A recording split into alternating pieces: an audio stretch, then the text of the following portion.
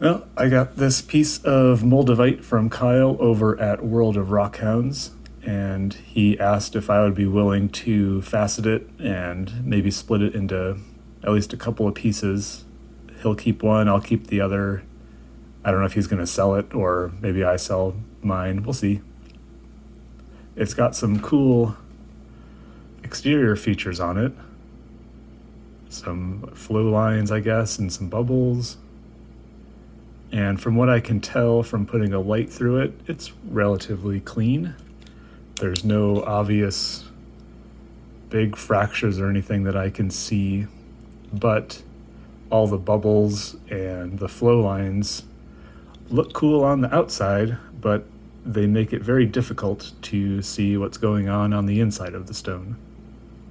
So before we probably chop this up into a couple of pieces, preliminarily, I'm thinking probably along this face here where it thins down a lot. Make a small stone maybe out of this portion here that's kind of thin, and then might be able to do a big stone out of this, or depending on what the inside looks like, I guess I could go even grind down a little bit here and then make this the girdle outside of the stone, and that would probably be enough depth to do kind of an oval. But I think I need to window the stone, which means grinding away the exterior to get a more flat, not quite polished surface, but get rid of a lot of the exterior, topography basically. And that way we'll be able to see into the stone a lot better. I could try just putting it in water as well to see the inside a little bit better. But I think we need to grind away a flat spot anyway for dopping. And I think just making a few smooth areas on the outside here and over here and on the end will give us a pretty good look into the stone. So I guess we'll go do that now on a 600 grit topper.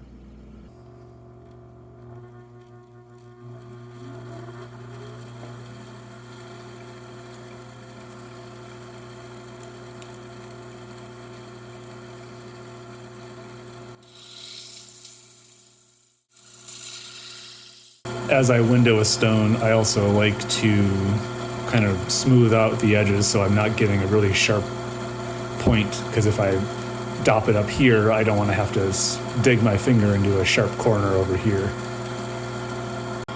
And just from that little bit, I can already tell this is got some bubbles on the inside. But let's see, let's take a closer look. I could do a stone oriented with the table on this side and then go down. Oh, there's so many options here. And as you can see, as the stone, like it's thicker up here than down here, and it gets darker over here. So too big of a stone will look really dark, and the light has a harder time coming through it, I think. So we're gonna make a small stone anyway, so I don't think that'll be too much of an issue. But yeah, I'm gonna take a closer look at this off camera, and then we'll figure out where to go from there.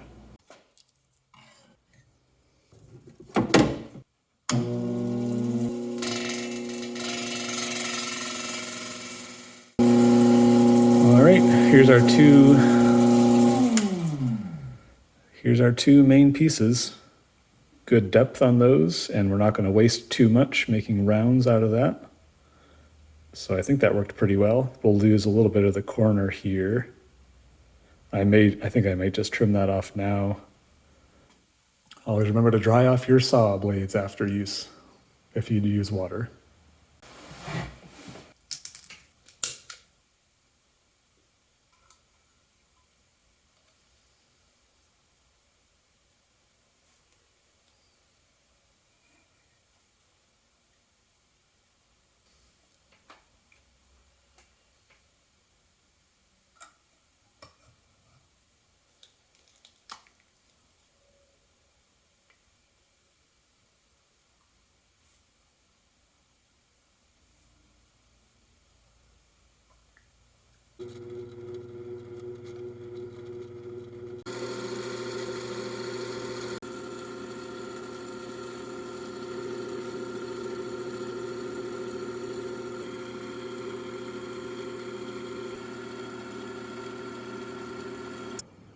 After cutting in the set of primary facets, we've got a center point, and you can see at the culet there is, that's an internal bubble, I'm pretty sure. And we also have a couple of gouges, well, not gouges, but the original exterior of the stone. I do have enough meat, I think, to cut down a little bit, but I also have to cut in a little bit in order to get rid of that piece of the original exterior as well. I guess I could have moved the stone over just a little bit more on the dop, but it's not going to be much. And I'll get a measurement here. But you can see I still have a little scalloped girdle right now because it's not level. I just rounded the girdle actually, so I still have to cut in the girdle facets. Here we are after cutting it down a bit more. I got rid of that bubble in the culet. There's still bubbles in there, but there's not a big one right near the culet anymore. There's still that crack between those two facets, but I still have to go on to the next stages of cutting, so those will cut out, I think. And just going to move on to my finer grit. I guess go to 600, and I'll cut in the girdle facets and get rid of that that piece of natural exterior. And we still have plenty of room to work with in the crown, so it's coming along. So I cut out the last little gouge, cut down with my 600 topper, which was probably a mistake because it looks like it's leaving lots of scratches on the stone. A lot more than it looked like there were on the 360 or whatever that other grit was. And I went over and cut in as far as I needed to get rid of that natural face, which is kind of lit up between the girdle and the facets there. All in all, that I cut in on both sides, so you can see it's got kind of flat on the top left, and I cut in on that side, and then I cut it on the opposite side, and it looks like it's going to be about 8 millimeters in diameter, where I think if maybe I dopped it up a little bit better, I probably could have gotten 8.5, so it cost me a little bit of diameter width, but not too much. Oh, there we go, you can see it's kind of flat on both sides there. So I can measure from flat to flat. I just got to go around and level the girdle now all the way around, and then I'll go to 3000 grit and try to polish out some of these scratches, or pre-polish out, and then go to polish.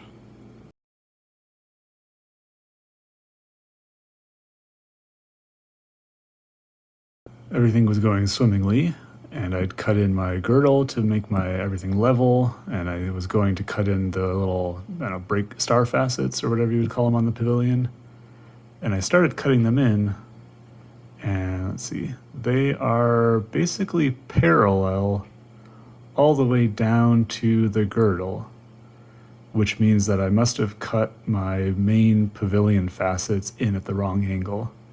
Too steep, I guess, because they should be at more of an angle. And that means that I have to go around and recut my entire main facets again, which is unfortunate because in the center, right above that bubble, kind of in the lower middle, there's an elongate feature, and I think that is a long void or bubble space or something that is pretty close to the surface of that facet. And I don't know if I'm going to hit it if I go down a little bit further, which is going to be unfortunate if that's the case, because I might have to cut all the way through it. And you can see I've already cut down. This isn't an overcut facet over here. I recut down here. And on this one to the right of the one that's lit up is a facet that I've recut already.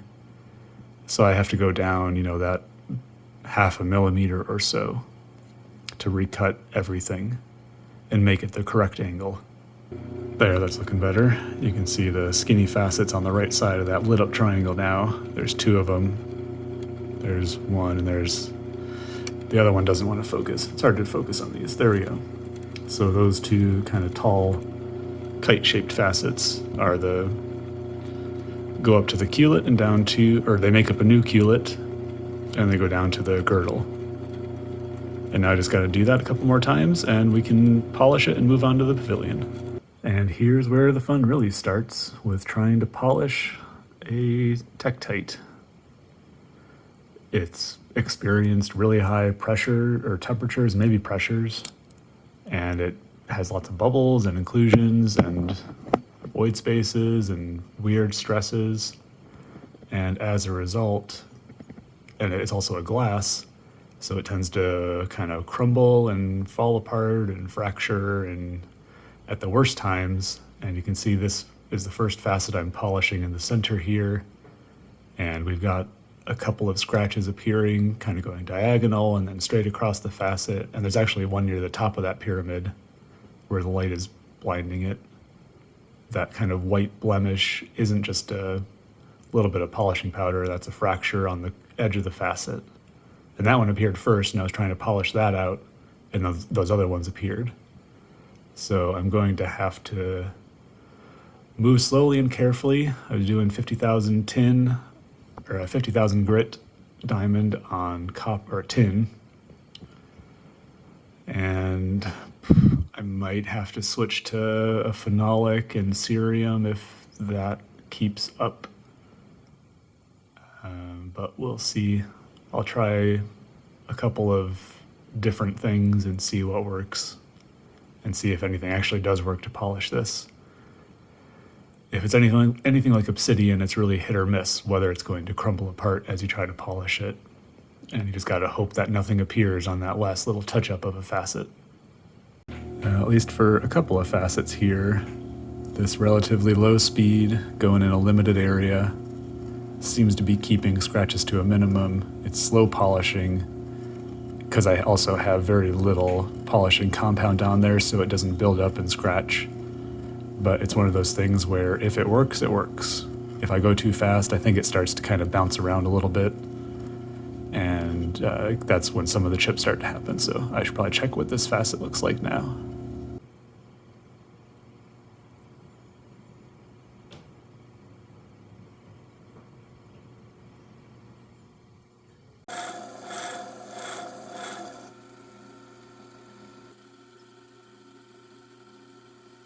I finished cutting in the, I guess, break facets to level the girdle for the most part around the side of the stone. And it's still too thick, but I'm going to go down a little bit more. I was going to leave room to go onto the 600 stage, but I think since my 360 or whatever this grid is that I have, the label is worn off, so I don't really know what it is. It might be a 180, it might be a 360, I'm not sure. But it leaves a fine enough finish. You can see there's a couple of scratches, but it's not any worse than my 600 topper was. And I'm not getting any big chips, which is kind of the main reason I would go to a finer grit at this stage, is to avoid chipping on the edge of the stone. But I can always leave just a little bit extra room for the 3000 grit stage that I'm going to go to, so I can grind down, maybe spend a little bit more time on the 3000. But I think I can skip right from my sort of forming stage here to 3000, then go to polish and save myself a step of laps or of facets. So that would save me 8, 16, 21, 22. That would save me about 22 steps, basically, in cutting all the facets again on the 600 stage. And that would save at least half an hour, if not more, depending on how fiddly I am with my meats. But you can see we've got still plenty of room, and there's still, there's wax on the top of the stone at the moment, but that will cut away because the rest of the tiers on this, the rest of the tiers on the crown are going to be shallower, so they'll be coming in more and more. And there's the green of the stone. But they'll be coming in shallower and shallower, so that's not a problem. I have plenty of room left, and what's nice is I don't have too much room, so I'm not, I didn't waste a whole lot of space on this stone. But let's cut ahead and keep going.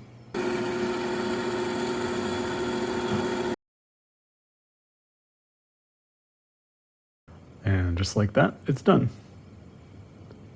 Got a little bit of a girdle to work with. if somebody wants to set it. See what it looks like off the top. Now the stone's in the acetone, and you're gonna let that clear off.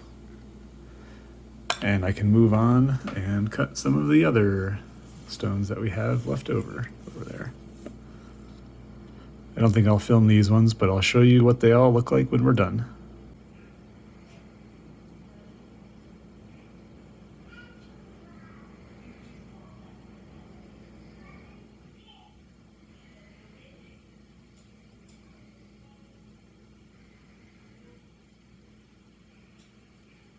I'm working on the last piece. It's turning out a little smaller than I would have liked. I don't know that the design was as optimal as I thought, but I've roughed in the crown here on my 360 grit lap. And I've worked out a pretty good system now where I'm going from the 360 to the copper lap with 3000. And because Moldavite is just a glass, it's relatively soft, so it goes quick. And I've only roughed in about half of the facets on the crown here, which means I have to do a bit more cutting on the 3000, but because it's so soft, it's not a problem and will go relatively quickly, especially at the small size, which this is only about 6 millimeters. So we just got to maybe load up a little more 3000 grit, and then we can get started and finish the stones, and I'll show you the finished product of all of them all together.